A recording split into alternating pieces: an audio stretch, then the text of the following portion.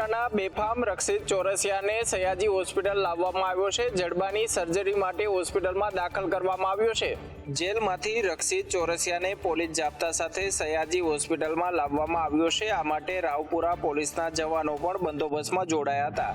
બેફામ કાર ચલાવી 8 લોકોને ઉડાડનાર રક્ષિત ચોરસિયાને લોકોએ અકસ્માત બાદ મેથી પાક આપ્યો હતો અને તેને મોઢાના ભાગે ઈજાઓ પહોંચતા તેની સારવાર સયાજી હોસ્પિટલમાં ચાલી રહી છે।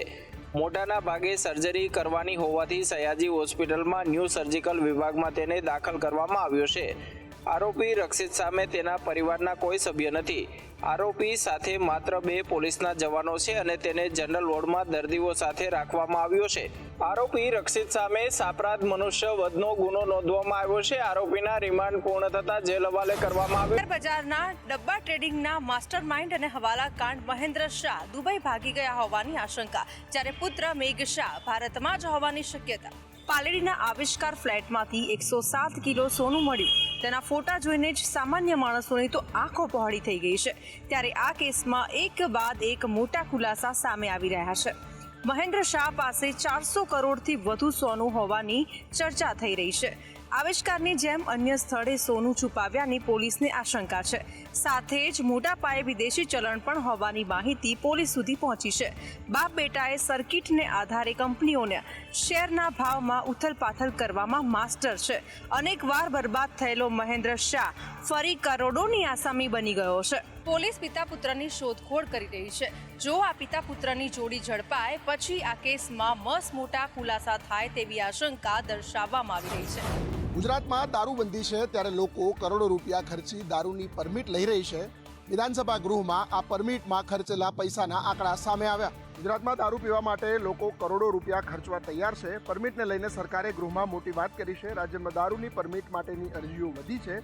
છેલ્લા 2 વર્ષમાં 12 જિલ્લામાં પરમિટ માટે 21,765 અરજીઓ આવી છે, જેમાંથી હોસ્પિટલ દ્વારા 19,015 અરજીઓ મંજૂર કરાઈ છે, જ્યારે છેલ્લા 2 વર્ષમાં પરમિટ માટે અમદાવાદમાંથી 7,517 અરજીઓ આવી છે, જેમાંથી 7,390 અરજીઓ મંજૂર કરવામાં આવી, તો ગાંધીનગર જિલ્લામાં 984 અરજીઓ કરવામાં આવી છે।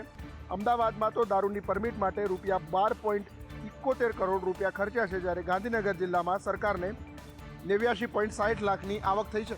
વિધાનસભા ગૃહમાં કોંગ્રેસના ધારાસભ્ય અમૃતજી ઠાકોરના સવાલમાં સરકારે આ લેખિતમાં જવાબ આપ્યો છે। સાંસદોના પગાર વધારવામાં આવતા ફરી એકવાર પૂર્વ ધારાસભ્યો જાગ્યા છે। હવે રાજ્યના પૂર્વ ધારાસભ્યોને પેન્શન આપવામાં આવે તેવી માંગ ઉઠી છે। પૂર્વ ધારાસભ્ય બાબુ મેઘજી શાહે સરકાર પાસે પૂર્વ ધારાસભ્યોને પેન્શન આપવામાં આવે તેવી માંગ કરી છે। પૂર્વ એમએલએ કાઉન્સિલ અગાઉ અનેક વખત આ મામલે રજૂઆત કરી ચૂક્યું છે। ભૂતકાળમાં આંદોલન પણ થઈ ચૂક્યા છે, ત્યારે ફરી એકવાર પૂર્વ ધારાસભ્યોને પેન્શન આપવામાં આવે તેવી માંગ પ્રબળ બની છે। પૂર્વ ધારાસભ્યોનું માનવું છે કે અન્ય રાજ્યમાં પૂર્વ સાંસદ પૂર્વ ધારાસભ્યોને પેન્શન મળે છે, ત્યારે ગુજરાત સરકાર શા માટે પેન્શન નથી આપી રહી? તો લોકસભા, રાજ્યસભા અને દેશની તમામ ધારાસભ્યો પેન્શન અપાતા હોય અને ગુજરાતના ધારાસભ્યોને પેન્શન ન અપાવવા માટેનું કયું કારણ છે? આ ધારાસભ્યોના પેન્શન મળે એ માટેની અમારી વારંવારની રજૂઆત આપણે મારફતે લોકો સુધી પહોંચે। ગુજરાત વિધાનસભામાં મુલાકાતનો વિવાદ કલાકારો બાદ હવે કાર્યકર્તાઓ સુધી પહોંચ્યો। ભાજપના કાર્યકર્તાઓએ નારાજગી વ્યક્ત કરી। ભાજપના અમદાવાદના કાર્યકર્તાઓને વિધાનસભામાં બોલાવવામાં ના આવતા નારાજગી વ્યક્ત કરી છે। ભાજપ કાર્યકર્તાની વોટ્સએપ ગ્રુપની ચેટ વાયરલ થઈ રહી છે, જેમાં કાર્યકર્તા બળાપો કાઢ્યો છે। ચોક્કસ વોર્ડના કાર્યકર્તાઓની વિધાનસભામાં મુલાકાતના ફોટો ગ્રુપમાં પોસ્ટ થયા, જેને લઈ અન્ય કાર્યકર્તાઓમાં રોષ જોવા મળ્યો। ગ્રુપમાં કાર્યકર્તાઓએ કમેન્ટ કરી છે કે કાર્યક્રમમાં ભેદભેદી કરવી હોય તો સૂચના અપાય છે, પણ આવા કાર્યક્રમમાં કોઈ સૂચના નથી આપવામાં આવતી। પ્રતિનિધિઓ વાલા દલાની નીતિ અપનાવતા હોવાનું પણ વોટ્સએપ ગ્રુપમાં વાત કરવામાં આવી રહી છે। હજુ તો વિધાનસભામાં મુલાકાતને લઈને કલાકારોનો વિવાદ શાંત નથી થયો, ત્યાં ભાજપના જ કાર્યકર્તાઓ ભાજપથી નારાજ થયા છે। મુખ્યમંત્રી ભૂપેન્દ્ર પટેલે મોરબીને 178 કરોડના વિકાસ કાર્યોની ભેટ આપી છે, જ્યારે આ કાર્યક્રમમાં મુખ્યમંત્રીએ સફાઈ અભિયાનને લઈને ટકોર પણ કરી છે। મોરબી એક એવું સિટી છે કે જ્યાં એકલા દેશના લોકો નહીં પણ વિદેશના લોકો પણ એકલા અહીંયા આવતા હોય, એટલે આપણે સ્વચ્છતામાં કે જ્યારે નેતા આવે ત્યારે સ્વચ્છતા થાય એવું તો ન જ જીવ જણાવી લેવાય। રોજ બરોજ સ્વચ્છતા થાય એના ઉપર આપણે બધાએ પૂરતું ધ્યાન આપવાનું છે અને સ્વચ્છતા થવી જ જોઈએ એનો આગ્રહ આપણે બધાએ રાખવાનો છે. એમાં આપણે બધાએ એનો સાથ અને સહકાર પણ આપવાનો છે. અમદાવાદમાં કોંગ્રેસના નેતાની કાર આગમાં બળીને ખાખ થઈ ગઈ. એપાર્ટમેન્ટમાં ફાયર સિસ્ટમ બંધ હોવાના નેતાએ આક્ષેપ કર્યા. અમદાવાદના સિંધુભવન રોડ ઉપર આવેલ ઇન્ડસ નામના ફ્લેટની બિલ્ડિંગના બેઝમેન્ટમાં મ્યુનિસિપલ કોર્પોરેશનના કોંગ્રેસના ઉપનેતા અને દરિયાપુર વોર્ડના કોર્પોરેટર નીરવ બક્ષીની કારમાં બ્લાસ્ટ થતા આગ લાગી છે.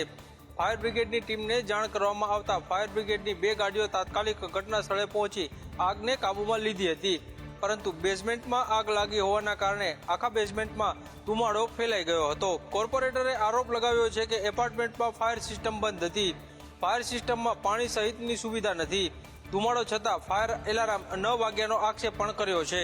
કરોડો રૂપિયાના ફ્લેટમાં ફાયર સિસ્ટમ લગાવવામાં તો આવી છે, પરંતુ તે શોભાના ગાંઠિયા સમાન સાબિત થઈ છે.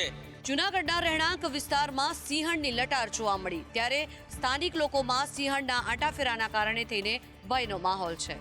જૂનાગઢ જિલ્લો સિંહનો ગઢ ગણાય છે, ત્યારે અનેક વખત વનના રાજા શિકારની શોધમાં વસાહત વિસ્તારમાં પણ આવી ચડે છે. ત્યારે વધુ એકવાર મધુરમ વિસ્તારમાં સિંહણ દેખાય છે. અલગ અલગ સોસાયટીઓમાં સિંહણે લટાર મારી હતી.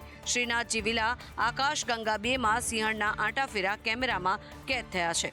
સોસાયટીમાં રહેતા સ્થાનિકે પોતાના ઘરની બાલ્કનીથી સાવજના આંટાફેરા પોતાના મોબાઈલ કેમેરામાં કેદ કર્યા છે, જેનો વિડીયો સોશિયલ મીડિયામાં વાયરલ થયો છે. જેમાં જોઈ શકાય છે કે મોડી રાત્રિના સોસાયટીના ગેટ પાસે પાર્ક કરેલી છે, ત્યારે એક સિંહણ આવે છે અને શિકારની શોધમાં આંટાફેરા મારે છે. રહેણાંક વિસ્તારમાં સિંહણ જોવા મળતા સ્થાનિકોએ વન વિભાગના અધિકારીઓને જાણ કરી અને આ સિંહણને પાંજરે પૂરી દૂર જંગલમાં છોડી આવવા માટે રજૂઆત કરાઈ છે. ઉત્તર પ્રદેશની એક બાળકીનો સંવેદના સર્જાતો વિડીયો સામે આવ્યો છે, જ્યાં ઝૂંપડા પર બુલડોઝર ફરી વળે તે પહેલા બાળકીએ પોતાના પુસ્તકો બચાવ્યા. આંબેડકર નગરમાં જ્યારે બુલડોઝરની કાર્યવાહી ચાલી રહી હતી, ત્યારે પોતાના ઝૂંપડા પર સરકારનું બુલડોઝર ફરી વળે તે પહેલા જ એક બાળકી દોટ કાઢીને ઝૂંપડામાં ગઈ અને પોતાના પુસ્તકો સાથે સ્કૂલની બેગ લઈને બહાર આવી. આ સમગ્ર ઘટનાક્રમનો વિડીયો સોશિયલ મીડિયા પર વાયરલ થયો અને લોકોએ બાળકીને મદદ માટે હાથ લંબાવ્યો. સાથે જ પ્રશાસનની ટીકા પણ કરી રહ્યા છે. પોતાના પુસ્તકો બચાવવા ઝૂંપડામાં કૂદી પડી હતી તે બાળકીનું નામ અનન્યા છે. વિડીયો વાયરલ થતા મીડિયા તેની પાસે પહોંચ્યું હતું. બાળકીએ સુંદર જવાબ આપતા કહ્યું કે જો હું સમયસર મારા ઝૂંપડામાં ન ગઈ હોત તો મારા પુસ્તકો ન બચ્યા હોત અને પુસ્તકો વગર હું અભ્યાસ કેવી રીતે કરત. હાલ તો આ વિડીયો જોઈને લોકોએ બાળકી પ્રત્યે સંવેદના વ્યક્ત કરી છે. ઘણા બધા લોકોએ મદદ માટે હાથ પણ લંબાવ્યું.